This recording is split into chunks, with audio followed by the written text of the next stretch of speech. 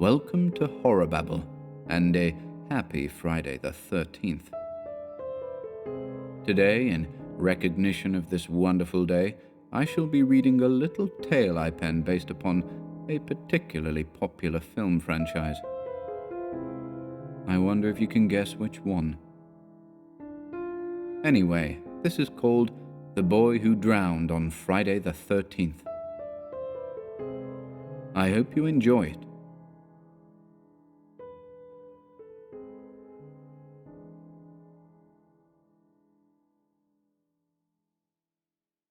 The Boy Who Drowned on Friday the 13th by Ian Gordon.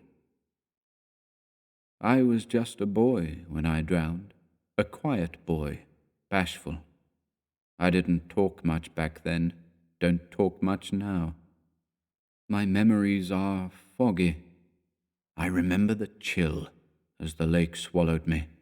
I remember the muted cries as my lungs filled with water. I remember the glow of the day as it faded above me. Nobody heard, nobody saw, nobody came. The counselors at the old camp were distracted, copulating, I later heard it called. The boy who drowned on Friday the 13th washed up on the banks of the lake later that evening, cold, confused, and weak. I discovered a shack in the forest, long since abandoned. Within I found refuge, a place to live and a place to grow. I became a scavenger, a wanderer. Sometimes I'd return to the lake in search of fish. Other times I'd follow in the shadow of hikers, looting their camps after dark.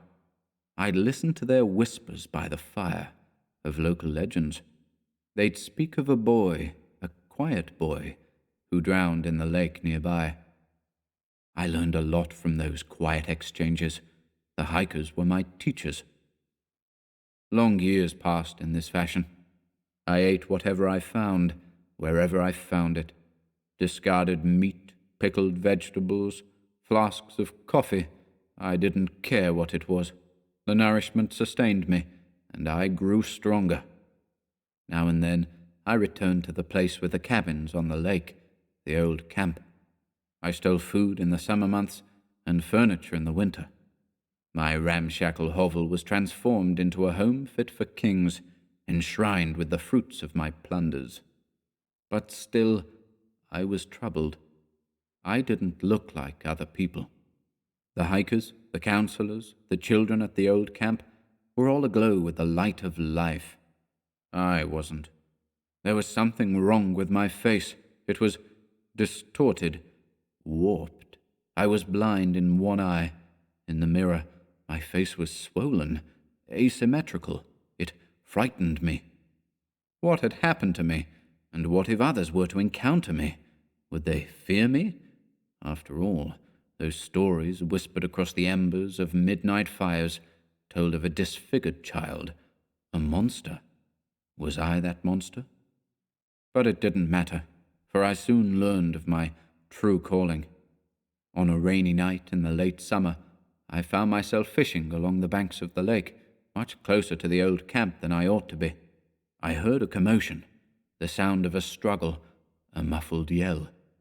I made my way to its source, and there, in the outermost cabin, I found the body of a counselor. His throat had been slit. The gash gaped at me, blood issuing forth. I wandered into the next cabin, and there I discovered a young girl, an axe embedded in her face. The bloodshed continued, and as it did, I watched from the shadows as this massive, mysterious figure moved from cabin to cabin, dispatching the counselors one by one. In the end, only one remained. The lone counselor had discovered the bodies of her colleagues, but had yet to encounter the murderer. Under the guise of savior, the killer approached her in the camp office, proceeding to relate a tale familiar to me, the story of a boy, Jason, a quiet boy who drowned in the lake, his desperate calls for help ignored by the copulating counselors. Frozen in place, my voyeuristic nature compelled me to watch and listen. The killer was the boy's mother, my mother.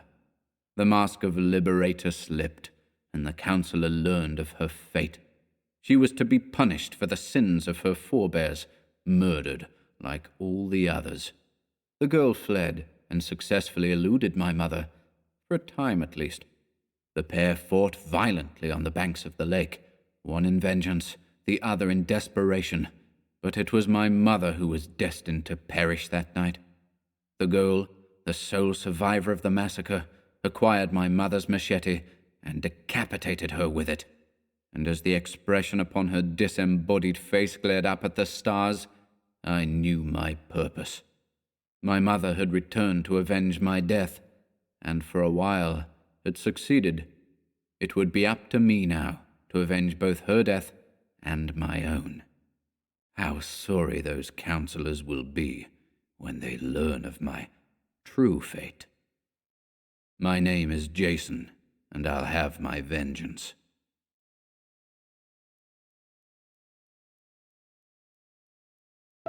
Thank you for listening today. If you enjoyed this reading and would like to support our work here at HorrorBabble, please feel free to pay us a visit over at Patreon. Links to Patreon and the Bandcamp shop can be found in the video description below. Until next time, goodbye.